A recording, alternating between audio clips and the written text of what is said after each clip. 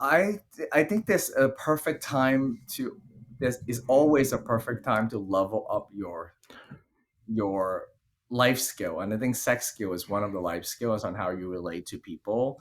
Mhm. And I think people are having a tough time just feeling connection, like belonging, and those deep emotion that we used to feel. Like now our we have reduced our connection to see how many followers we have on Instagram, and that is Sad, not the isn't it? measure.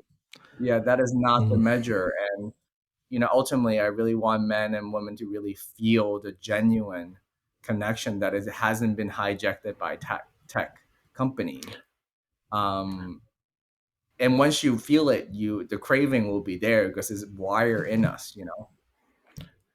So, is there a way that we can sort of gauge arousal, or is it so unique to the person? Are there sort of key things that guys should start looking out for with their partner? Like, is it blood flowing to the labia? Is it the breathing becoming more rapid? Because it's really difficult not to go into techniques and stuff in the book, because I think everybody needs to check this out. But are there sort of golden rules that you think all guys need to remember when it comes to sex and building arousal? Well, I think I lay out the erotic cue quite a bit, right? So there's signs, so sound, right? Movement, breath, words they say, depends on how verbal the person is. But Yeah. ultimately, it's like being a comedian. You could feel the audience. But problem is, like we just tell jokes and don't look if people laugh. That's the problem with like sex. Like they are doing an act, right? But they just not checking in with the audience. They're not looking. And when there is no, like when you see there's like no feedback, like that person is like a dead fish there, there that is actually a signal. Like that's Mm. crickets, and that signal is that is not funny. So that's usually one sign. Although in some cases, when they're fully aroused and they're about to come, some of them go dead silent for a period of time, like 30 seconds to a minute. So those are individual, but usually the signs are pretty clear and pretty universal. And is our sexual confidence linked to our personal confidence? If we become happier, healthier, more confident people, does it kind of, does it open up our confidence in our sexuality and understanding of ourselves? Do you think?